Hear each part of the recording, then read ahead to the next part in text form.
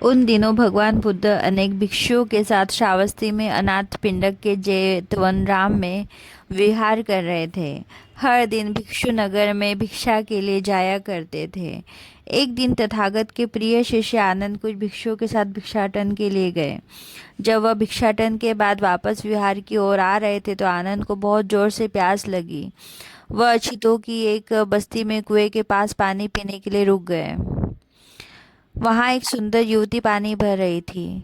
भिक्षु आनंद ने उससे पानी पिलाने के लिए प्रार्थना की। लड़की अछूत जाति की थी और उसका नाम प्रकृति था।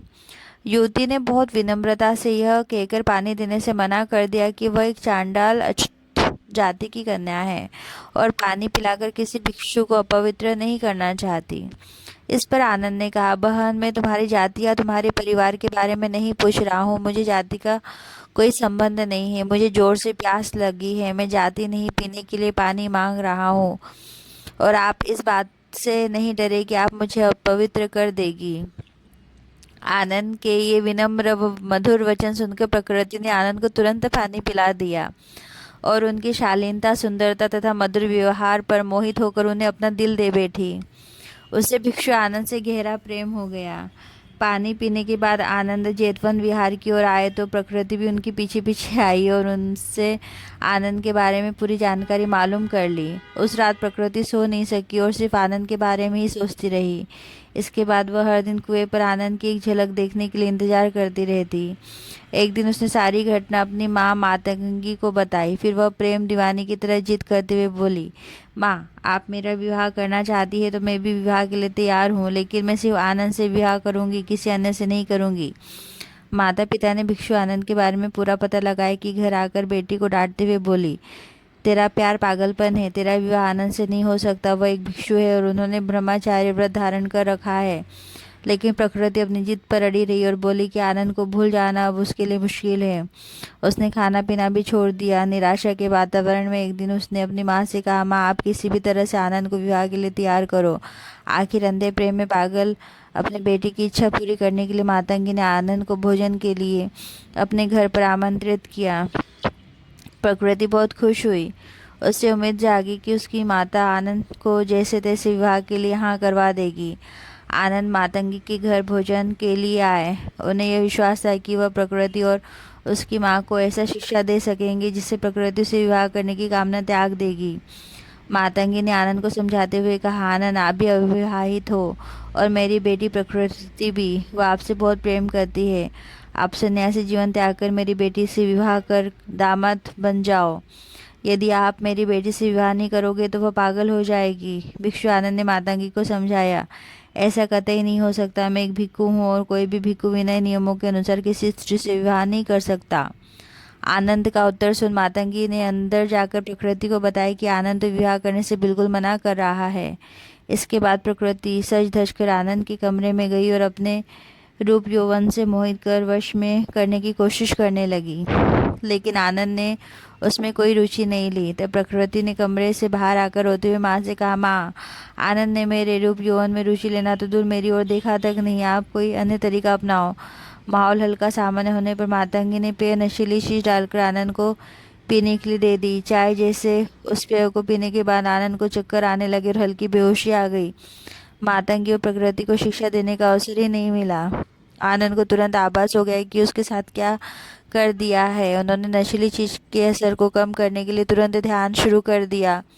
इसी बीच जेतवन विहार में आनंद के पहुंचने में काफी देरी होने पर तथागत ने एक भिक्षु को मातंगी के घर तक भेजा। प्रकृति और उसकी माँ ने सारी कोशिशों के बाद निराश होकर आनंद को स्वतंत्र कर दिया, लेकिन उसके मन में आनंद को पाने की चाह भी प्रबल थी। भिक्षु आनंद ने सारी आप बीती बातें भगवान बुद्ध को बताई। उधर प्रकृति अंधे प्यार में पागल थी। अगले दिन प्रकृति आनंद के लिए जेतवन आ पहुंची। आनंद भिक्षाटन के लिए निकल रहे थे। उन्होंने देखा कि प्रकृति विहार के द्वार पर खड़ी उनकी प्रतीक्षा कर रही है। आनंद ने तथागत को बताया कि वह लड़की लगातार उनका पीछा करते हुए यहाँ तक आ गई है। भगवान बुद्ध ने भिक्षु आनंद की पूरी बात सुनकर विचार किया कि लोक कल्याण के लिए जन्म पर आधारित वर्ण व्यवस्था को सद्धर्म के मार्ग से हटाना होगा। इस व्यवस्था के कारण शूद्र अछूत समझे जाने वाले लोगों को भी धम्म मार्ग पर चलने पर निर्वाण लाभ का अधिकार देना होगा तथागत ने करुणा भरे चित्त से प्रकृति को बुलाया। चांडाल कन्या ने डरते डरते गंधक कुटी में प्रवेश किया।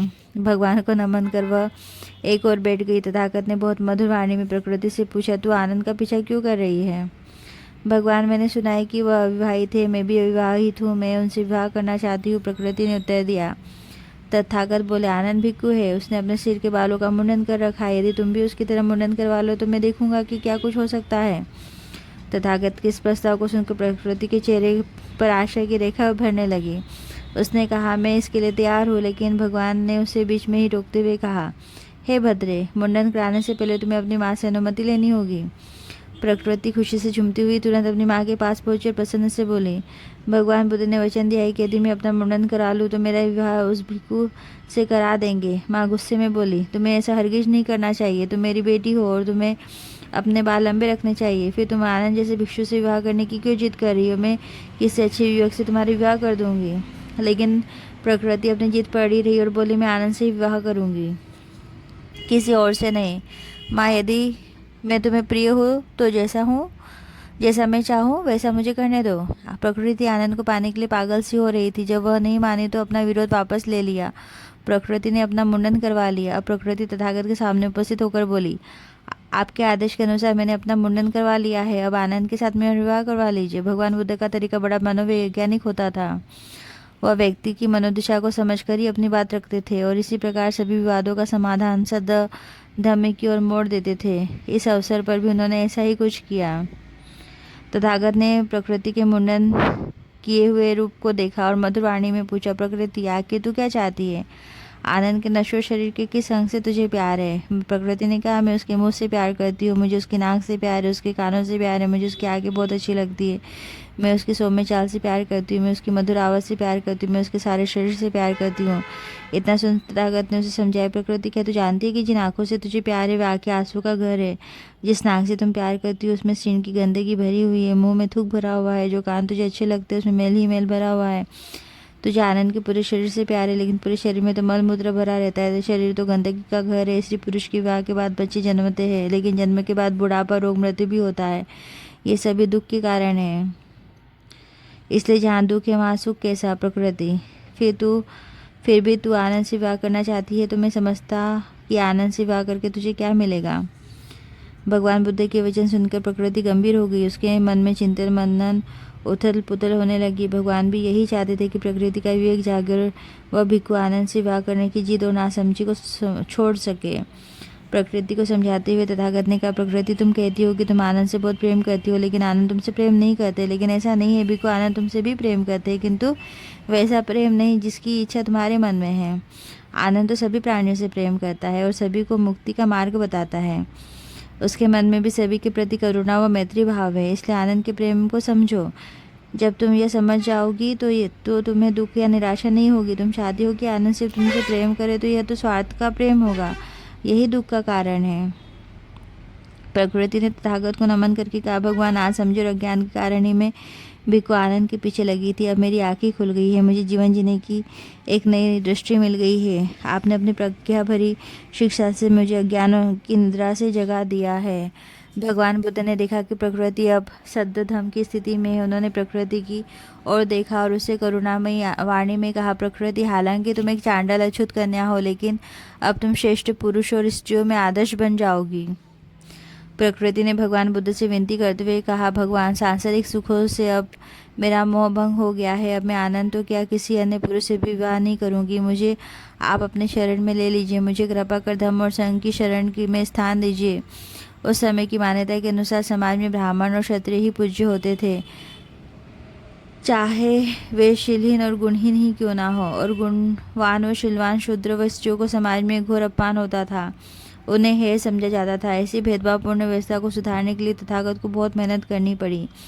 उस दिन एक चांडाल अछूत कन्या को प्रव्रजा देने का ऐसा ही अवसर देखकर तथागत ने उसे भिक्षुणी संघ में प्रवेश देने का विचार किया। प्रकृति ने भगवान बुद्ध से प्रव्रजा ली और भिक्षुणी खेमा के संरक्षण में भिक्षुणी संघ के शामिल हो गई। तब प्रकृति को प्रव्रजा देकर तथागत ने कहा, प्रकृति, उच्च नीच की वर्ण व्यवस्था ने तुझे बहुत दयनीय और अपमानजनक जीवन जीने के लिए मजबूर कर दिया है। ऊंचे वर्ण वालों के लिए तेरा छाया भी अपवित्र है, लेकिन संघ में जाति वर्ण के आधार पर कोई भेदभाव नहीं है। यहाँ ब्राह्मण, वणिक और क्षत्रिय भी तुझसे शिक्षा प्राप्त करेंगे। तेरी कीर्ति राज सिंहासन पर बैठी महारानियों से भी बढ़कर होगी। तथागत की वाणी में अपार करुणा व मैत्री की पुकार थी। जिस सामाजिक व्यवस्था ने प्रकृति को अछूत मानव से भगवान बुद्ध ने दिशा देकर संघ में शामिल किया।